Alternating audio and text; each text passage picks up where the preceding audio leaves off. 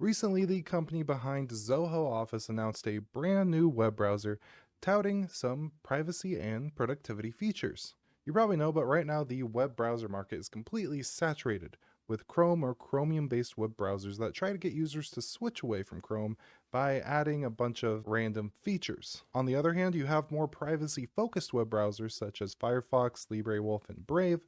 What this browser is trying to do is both of those things, a bunch of random features and security and privacy. So how well does it do at trying to be the best of both worlds? Well, that is what we're going to talk about in this video. But you know what does well at its job, no matter what? That's right, our sponsor. Private Internet Access, my personal favorite VPN in the game. I've been using them for years. Even at one point, I accidentally leaked my password during a video. I personally use the PIA OpenVPN scripts for my Docker containers, but they have clients for Windows, Mac OS, Linux, mobile applications, and browser extensions, even ones that work on the EULA browser. They have a no-log policy that has been proven multiple times in court. PIA will encrypt your traffic and run it through your choice of one of their servers in 84 different countries, keeping the prowling eyes off of both your data and your public IP address. There are other benefits, of course, like being able to access streaming services and other websites and accessing other geo-restricted content. Private internet access does not have device limits, so in your single household on your account, you can protect all your devices with no worries, and that's awesome for me, especially adding them to a bunch of different Docker containers. If you check out the link down below, you can get 83% off and 4 extra months completely for free. So let's backpedal a bit. EULA is a brand new browser focused on security and privacy created by Zoho. You may be wondering why you haven't heard of it, and basically it's because they're not doing a very good job at marketing it. When you Google it, the first result is the browser, thankfully, but it's kind of mixed in there between a bunch of D&D related search results. As of right now, there's only 2 videos on YouTube, one from Switched to Linux and another one that is one of those like text-to-speech marketing type videos to actually try to promote the browser. And the only reason I know about this browser is because of the video by Switched to Linux. This right here is their website. Private, secure, and super fast. If we go over to privacy here, you can see that supposedly this is a privacy first browser. They have a bunch of different features such as anonymized statistics, auto reset of your browser IDs, non-bothersome ads, geographical data isolation, and really a bunch of other things. No targeted ads. They have a bunch of filters that can block high-risk cybersecurity threats, adware risks, crypto miners, among other threats. And it just kind of goes on to some more of the features, ad blockers, auto updates, and some of the stuff we just mentioned. If we go into modes, we're going to talk about that more in just a little bit as one of the main features. If we go over to download here, if I click download, it'll automatically begin a download for Windows. They do have a Linux version here, which is pretty cool, but you can see it's an SH file. And it looks like it's only going to work on an operating system that has apt, so any Debian-based operating system. They're going to import their own private key. They have their deb right here under Linux stable. So they do have an option for Linux, but I do wish they would either just like published the Debian package or made a flat pack. Even a snap package version would have been better than having users download an SH script. So now actually booting into it looks like a mixture of Chrome and Brave. The UI is a little bit different. If we click somewhere, you can just tell it's Chrome under the hood, but there are many custom icons such as the back and forward buttons on the nav bar. But then the refresh and sidebar icons are that of Chrome. It does not have GTK mode on Linux, and neither the Linux or Windows versions features a dark mode, but some of the elements from Chrome do come in the dark mode if your Windows are in a dark mode, and this can give you kind of a weird result, such as things like this. You can work around this, however, by just installing a dark theme from the Chrome Web Store. Opening a new tab brings you the tab page that tells you what mode you're in, shows you your top sites, lets you add sites, shows a privacy report of website trackers that it's blocked, and at the bottom it allows you to access other browser modes. It kind of reminds me of Brave's new tab page, but I do like Brave's a little bit better, of course, minus the ads. And a couple little minor nitpicks. Why is Google the top site when DuckDuckGo is the default search engine? And 2, the Amazon link takes you to Amazon India. It makes sense, it's developed in India, but just a little something. So now let's talk about some of the feature sets. Out of the box, ads and trackers are completely blocked, preventing the desire of wanting extensions such as AdBlock. There's also a tab manager that you can access by right-clicking the tab bar, and this allows you to see tabs scattered across all open windows and save sessions for later.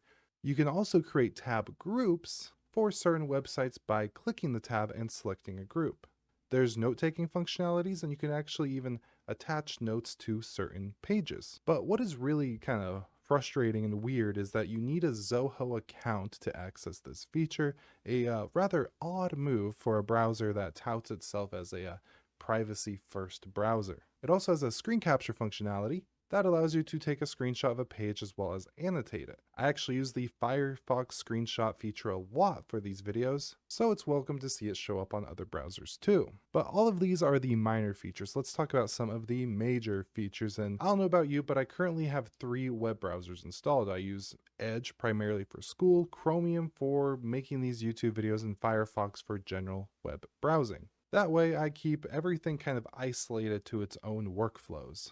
With this browser, instead of doing that, I could technically utilize its modes. This means I could do things such as make websites open up in certain modes. Some other modes do special things. For example, there's a kids mode that is password protected from actually leaving the mode. It'll allow you to basically just block websites that you do not want your kids to visit. Developer mode has some bonus features for quick actions for browser testing, and it allows you to quickly install development-related extensions. And then there's an open season mode, which allows you to browse the web without any of the privacy or security settings enabled, just in case if you need to access a website that for some reason is broken with these features enabled.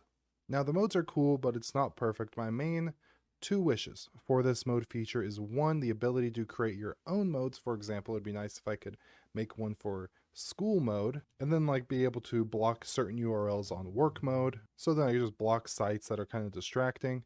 But there is a lot of potential with this idea though. Maybe in the future they could add like a lockdown mode with complete and maximum privacy, including maybe disabling JavaScript or something like that. So now this is a privacy browser after all, so let's look at how well it does this. Going beyond what we described earlier, if we go to the privacy and security section, there are 2 options between standard and extreme privacy protection. With extreme mode, it has cookie blocking, URL tracker blocking, stealth mode, and search ads being blocked. This is somewhat similar to what Firefox does, allowing you to choose between standard and strict blocking. You can enable additional protections such as fingerprint blocking, the annoying element removal, removal of social media widgets, crypto mining protection, and network scanning blocks.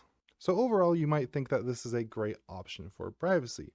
Well, there are some issues, and probably the most important one is the fact that it is not open source. This means we cannot prove exactly that EULA is doing what it says, nor what data it collects on you. And yes, EULA collects data itself. Now, supposedly, it collects a minimal amount of data, with the majority of it being device-related states, which are most likely used for testing and debugging purposes, and not what you're actually doing on the web browser. However, it does collect a randomized UID along with your device config, which is kind of enough data for Zoho to fingerprint you. They say that the randomized browser ID is used to actually count how many people are using their web browser, and within privacy settings you can technically make it reset every time you launch the web browser, but it's still a unique identifier tied to your device type. Outside of that, their actual privacy policy is fine. If you enable anonymized stats, it does provide them with some info about how you use browser modes, and of course signing in with a Zoho account will provide them with more information. As a company though, it looks like they have great services, then I haven't found too many complaints on them. But let's not take their word for it, let's run some real tests. While it would be better if somebody like TechLore did this experiment, as privacy isn't my main expertise, I did try some privacy and security tests in a Linux Mint virtual machine. I did these tests on common browsers like Chrome, Edge, as well as some other privacy-centric browsers such as Firefox and LibreWolf, and of course the EULA browser, both in standard and extreme modes. We first ran Browser Audit as a security test, and Firefox in Strict got the best score with 10 warnings, 0 critical warnings, followed by Firefox Standard and then LibreWolf. The worst score was Edge with 27 warnings and a critical warning, and then EULA Standard was the second worst and Chrome was the third. I do think the critical warning is an issue with just the Chromium engine in general, because the only browsers without a critical warning were Firefox and LibreWolf. Next, we tried EFF Cover Your Tracks. Chrome and Edge absolutely bombed this test. Firefox Standard partially blocked tracking ads and invisible trackers, while EULA in standard mode fully blocked ads, but only partially blocked the invisible trackers. Then Firefox Strict, EULA Extreme, LibreWolf, and Brave all fully blocked tracking ads and invisible trackers. Although it is worth noting, Brave was the only browser that had a completely unique fingerprint, while EULA Extreme and LibreWolf had a nearly unique fingerprint. And it's weird because Firefox Strict just had a normal fingerprint. And that kind of took me by surprise because I thought LibreWolf would do better at fingerprint blocking. And Firefox Strict claims to block fingerprinting, but it just doesn't do so well according to this test. EULA still scored really strong with LibreWolf, but slightly behind Brave. And now finally, the webbrowser.com privacy test. And on it, Chrome, Edge, and Brave all got 30 out of 10, while every other browser got a 35 out of 10. Initially, I thought it had something to do with the Chromium engine, but EULA actually scored a little higher. And it seems like this is due to navigator tracking. I did try to run privacytools.org's suite of tests, but for some reason it was giving me a blank JSON file and I couldn't figure out why. So again, I'll leave this up to privacytools.org to test themselves or another channel who is a bit more familiar with these tests. Overall, EULA seems like a good browser and I'm actually seriously impressed with it, especially for how young the browser is. It has a lot of cool features that a lot of normal people are going to care about while having pretty comparable privacy and security features to LibreWolf and Brave. While it does have some things that need to be worked out though, such as getting on par with Brave's fingerprint protection, the Linux installation process, the proprietary nature of the software, and other minor user interface issues. Even in its infancy, EULA seems to be one of the better Chromium-based browsers, and with future development, taking community feedback and all that, it could potentially be one of the best browsers. But we'll see. Overall, it is a fast browser, works great, looks good. So even though nobody seems to be talking about it, I do think it deserves just a little bit more attention. Just please make a flat pack. With all that, anything I mentioned will be linked down below, and I do hope you have an absolutely beautiful day, and goodbye.